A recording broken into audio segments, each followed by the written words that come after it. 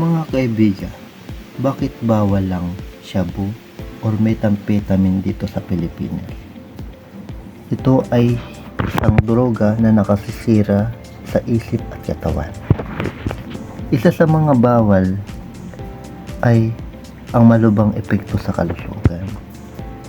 Ang shabu ay nagdudulot ng malubhang epekto sa kalusugan tulad ng pagkakaroon ng mga problema sa paghinga at puso na nagkakaroon ng problema sa pag-iisip at paggawa at pagkakaroon ng mga problema sa relasyon at pag-uugali. At ang adiksyon, madaming na-addict sa shabu. At isa na rin dito na nakakagawa ang isang tao ng krimen dahil sa paggamit ng pinagbabawal na gamot. At ito ay problema sa lipunan.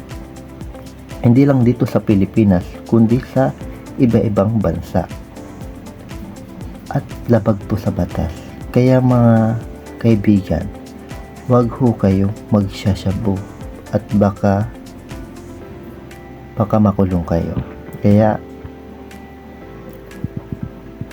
wag na natin at may mga side effect po yan. Salamat.